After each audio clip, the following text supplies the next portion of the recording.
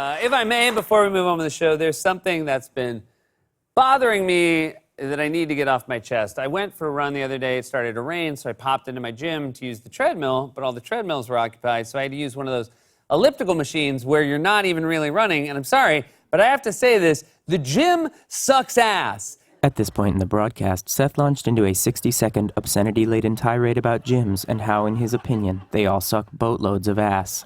Network policy prevents us from broadcasting his comments, but due to a technical issue, we were forced to air this portion of the show. In short, Seth believes that gyms are germ-soaked stench factories that have somehow managed to con normal, hardworking people into thinking that their body should look like a Ford F-150.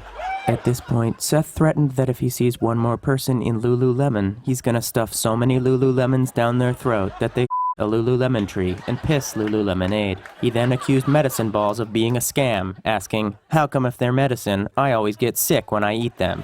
Seth then opined that treadmills and elliptical machines are barbaric and declared that he will never run in place because he is, quote, not a hamster.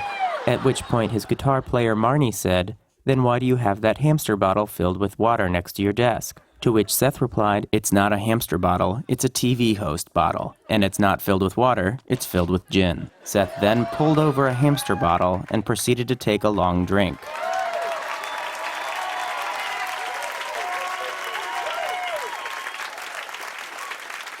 At this point, Seth motioned to the camera to come closer so that he could confess a secret. He then admitted that the reason he hated gyms so much was because when he was in high school, a gym stole his girlfriend and took her to prom. At this point, Seth's stage manager, Tom, said, "Are you sure that wasn't just a guy named Jim?" At which point, Seth made a facial expression that seemed to convey that he was realizing for the first time that it was a guy named Jim. But being too embarrassed to admit that was what happened, he doubled down and replied, "No, it was a gym." To which Tom replied, "Really? A physical building filled with exercise equipment stole your girlfriend?" To which Seth replied, "Let it go, Tom." Then, in a sudden emotional shift, Seth furiously threatened that if one more person lectured him on the importance of stretching, he was going to strangle them. Adding, "If I need to stretch, I know how to do it. Watch." Then, a loud ripping sound was heard as Seth pulled both of his legs up next to his head in a display of flexibility that seemed to surprise even him.